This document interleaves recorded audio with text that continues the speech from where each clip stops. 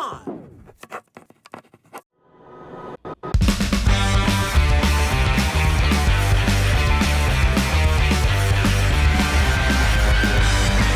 Imagine getting caught in a lie so far-reaching that Oprah Winfrey brings you in front of the whole country to let you know she's not mad at you, but she is disappointed in your behavior. I don't know what is true, and I don't know what isn't. In the early 2000s, Oprah was our benevolent ruler. She brought us Tom Cruise jumping on the couch. She gave her audience all of her favorite things. The brand new, totally redesigned 2012 Volkswagen Lilly. And every few months, she told us all what to read in her Oprah's Book Club segments. I want to get the whole country reading again. Those of you who haven't been reading, I think books are important. Each book she picked became a bestseller. Her selections included a mix of contemporary fiction, classics, and sometimes literary or socially relevant titles. Her 58th pick, A Million Little Pieces, was a brutally honest memoir of addiction, and it marked a shift towards more raw and confrontational boundary-pushing work. This is the story of A Million Little Pieces, a redemption tale so extreme and harrowing that it shocked the world, giving hope to those struggling with addiction through its brutal and unflinching honesty. Almost.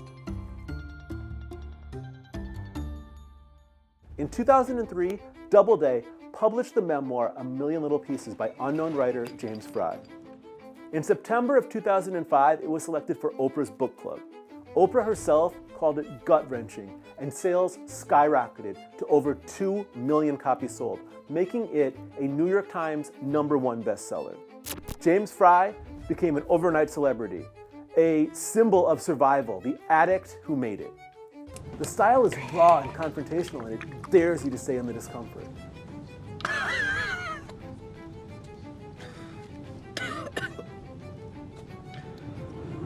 Many saw it as a powerful new voice that redefined the addiction memoir. Others saw it as melodramatic and self-indulgent and even kind of gimmicky. The one universal thing everyone could agree on about A Million Little Pieces was that it was James Frey's truth. So it was his to tell any way he saw fit. Almost. The Smoking Gun is a website known for posting mugshots of celebrities. And after the Oprah's Book Club selection of A Million Little Pieces, they set about tracking down the actual mugshots to post on their site that would go along with the stories told in the book. But they couldn't find any. So they began digging and digging more and more with shocking results. In January 2006, The Smoking Gun published a piece called A Million Little Lies, exposing how unbelievable James Frey's criminal history really was. An early story in the book describes Frey's first DUI this way. Got first DUI, blew a 3.6, set a county record. Went to jail for a week. In keeping with the theme of A Million Little Pieces, that James Frey's history is both incredibly scary and also super badass, he didn't just drink too much to drive. He drank a potentially lethal amount of alcohol, enough to produce the effects of surgical anesthesia. Yet somehow he was still conscious and driving around. Even the police were impressed enough to let him know he was now the county record holder for drunk driving. The actual story is a lot more reasonable. Frey blew like twice the legal limit. They called his parents. They came and picked him up. The sheriff actually wanted him out of there as soon as possible because he had chickenpox, which you can see in this mugshot, and he didn't want him around the other arrestees. My honest question for Frey would be, do you really think changing it to be about how you were an award-winning amount of drunk when you got your first DUI is that much crazier than how it really is, which is got first DUI, had chickenpox so bad they sent me home early. Personally, for me, you had me at chickenpox. So the point of this story in the book is to let the reader know that at 18, Frey was super reckless, doing incredibly dangerous things and getting caught for them.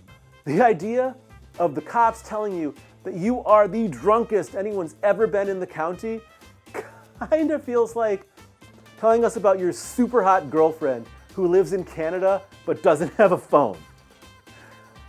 Back in real life, he wasn't even charged with DUI. He played it down to reckless driving, paid a $300 fine, and that was it. No award for drunkest person ever in his county, no jail time, nothing.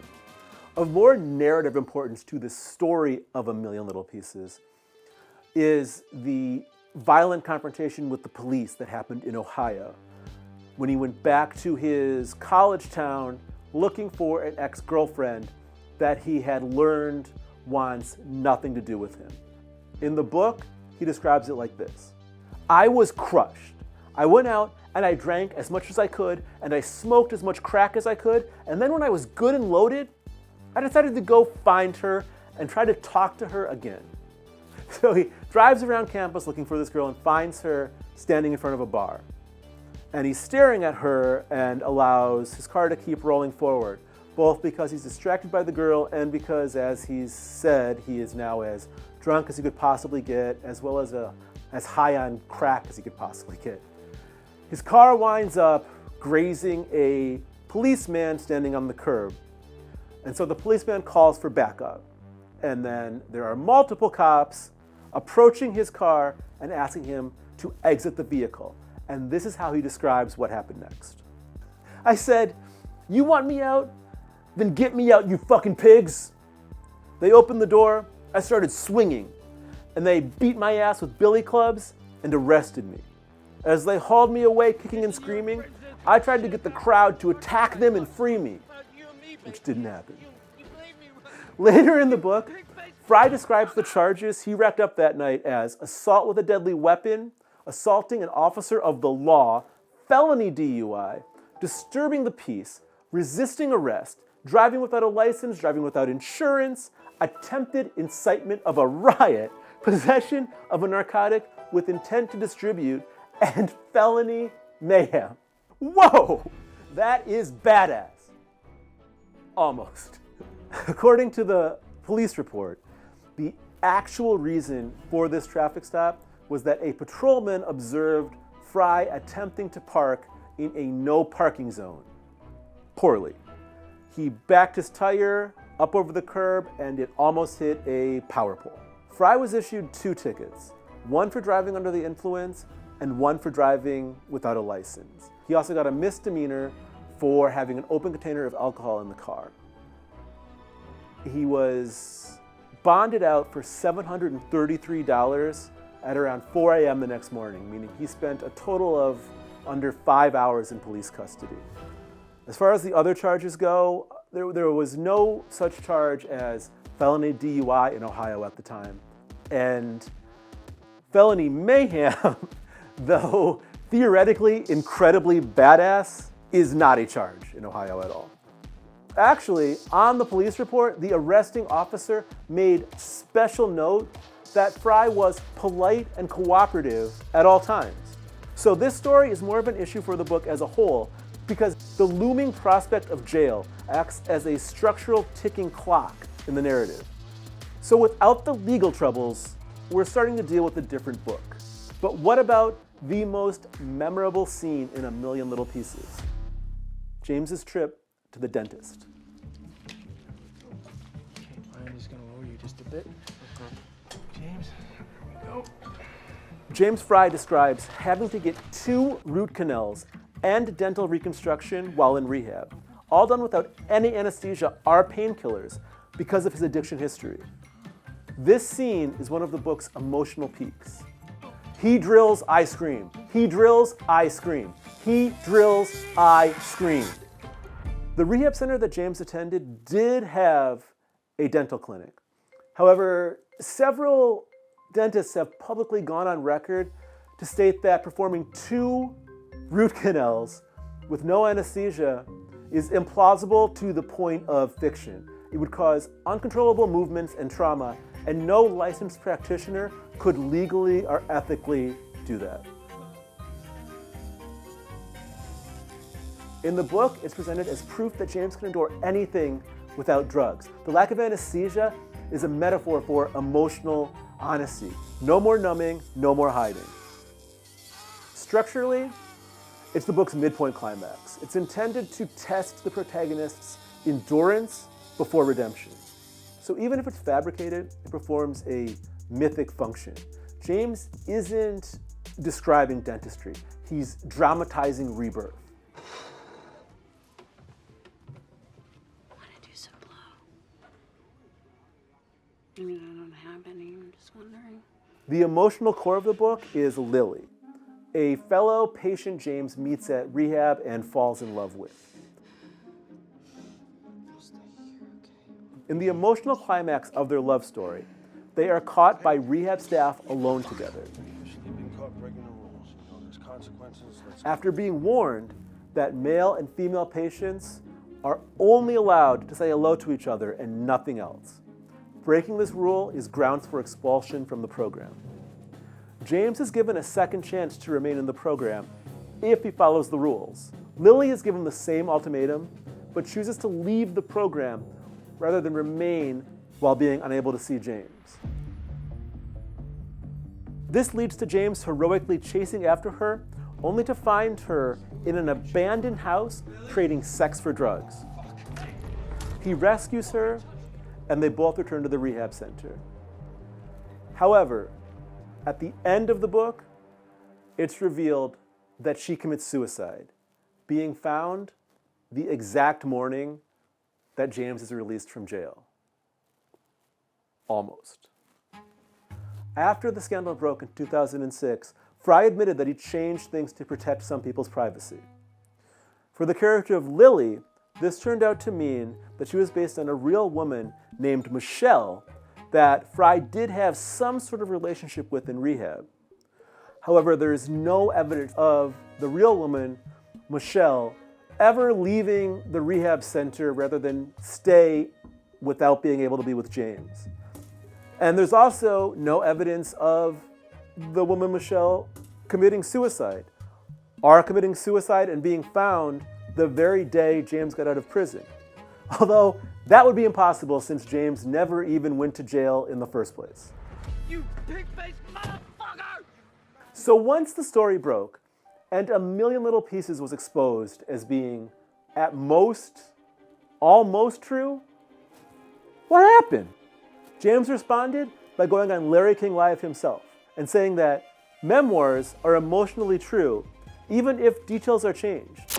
Oprah initially defended him, saying the story still matters, but backlash continued to grow. And on January 26th, 2026, James returned to the Oprah Winfrey Show. So first of all, I wanted to start with the smoking gun report. And I want to know where they write. I think most of what they wrote was pretty accurate. Live on TV, Oprah questioned every lie. Jail time, yes, I lied. Car crash, yes. Lilly's story, parts of it. Oprah said, I feel duped. You betrayed millions of readers. It was one of the most public literary takedowns ever. Doubleday added a disclaimer to future editions that read, some events altered. Readers were offered refunds, a first in publishing. Frey was dropped by his agent, and a class action lawsuit was filed for false advertising. Bookstores moved the book from the nonfiction section to the fiction section, but it kept selling. Readers said it feels true, and in 2018, a film adaptation was even released. Here's the thing, they're right. A Million Little Pieces is a good book. The over-the-top badassery stuff feels laughable now. Like, reminds me of like a kid in school who would always brag and lie, but you knew it wasn't true, saying his dad ran Nintendo or that he lost his virginity on a family trip in another state.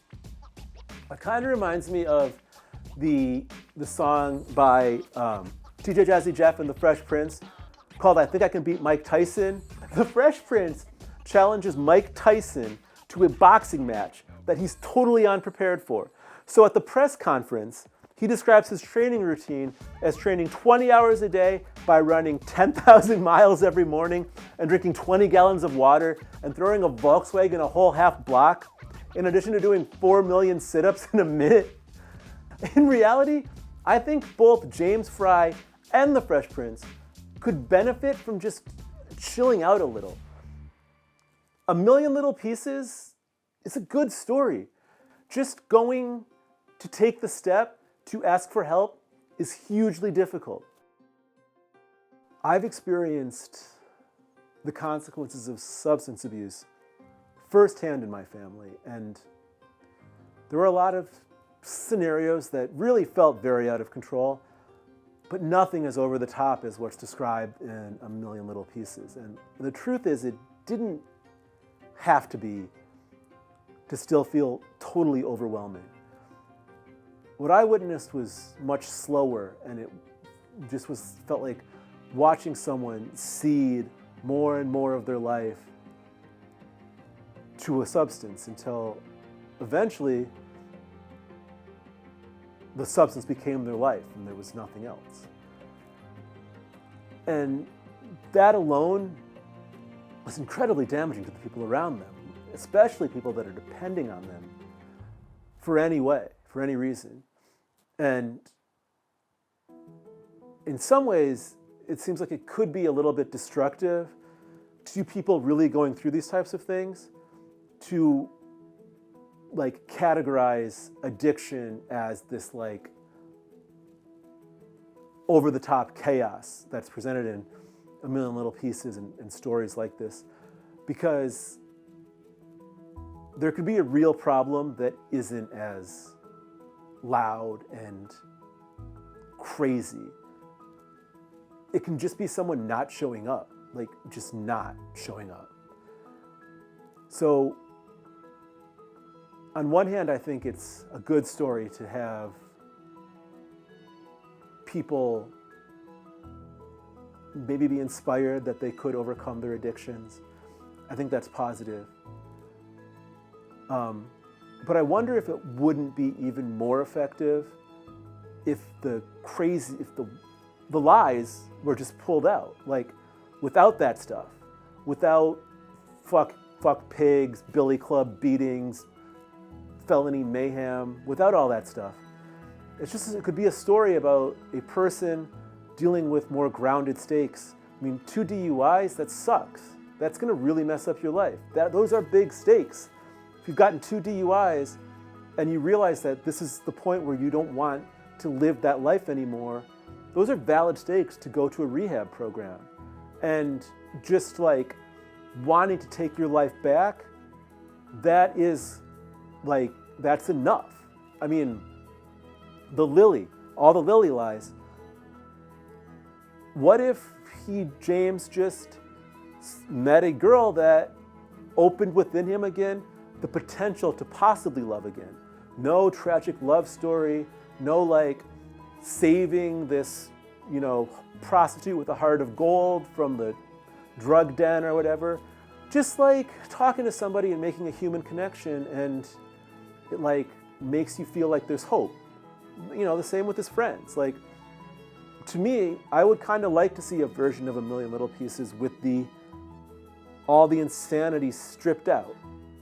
And it could just be a story of like hope and redemption on like a normal human level. Now, I don't think that book would have gotten picked for Oprah's book club. I mean, without like the word of mouth about the root canal with no anesthesia, or just like all the crazy insanity, like that is a big part of what grabbed the world's attention with A Million Little Pieces. So we wouldn't be making this video if it was just a normal story about rehab. But also, maybe Frey could write that book now. Like, that would be great, Maybe be like, this is the story of how I wound up writing this big lie book that blew up my life. Here's what really happened. That'd be awesome. I would totally read that. But that's not the world we live in. And this has been the story of A Million Little Pieces, the most badass tale of redemption ever told. Made all the more powerful because it's completely true. Almost. Oh, come on.